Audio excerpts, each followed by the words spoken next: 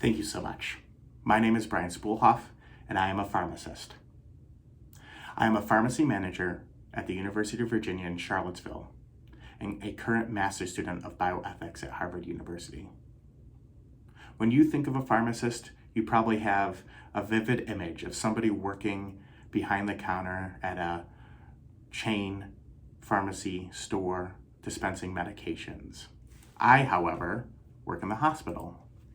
And for the greater part of a decade, I have specialized in something unique.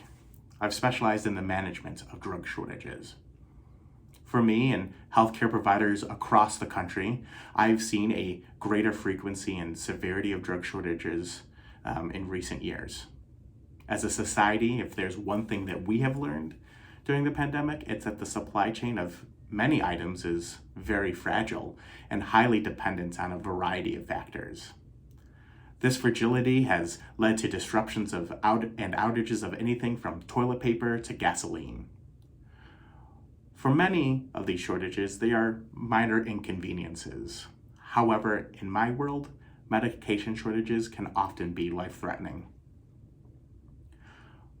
Just to give you an example, one study found that shortages of norepinephrine, a drug that's used to treat a critical condition known as shock or septic shock, these shortages were directly correlated with an increased mortality.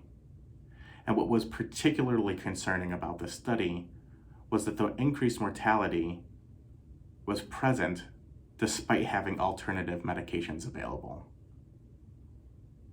So given the risks, you would imagine that shortages are being addressed.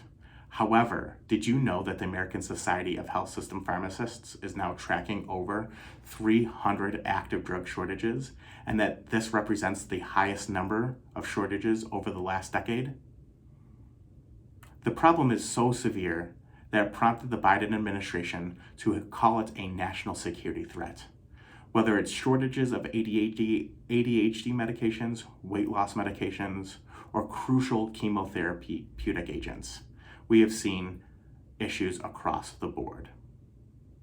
So given the increasing frequency of drug shortages and their significant impact on patient care, we must ask ourselves, what are the ethical ramifications of these drug shortages?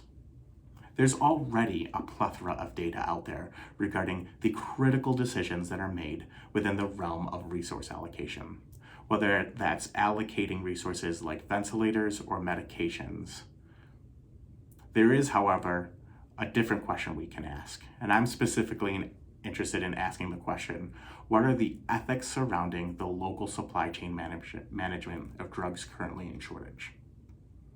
This is important because healthcare providers have little to no coordination or oversight when it comes to shortage management, and therefore individuals are free to purchase whatever is available to them, even if that's at a threat of restricting access to other healthcare entities or exacerbating an already tenuous situation.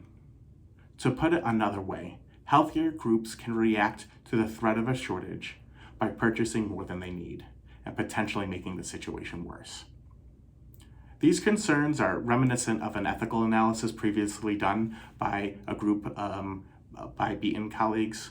They specifically elucidated arguments for and against something called moral partiality.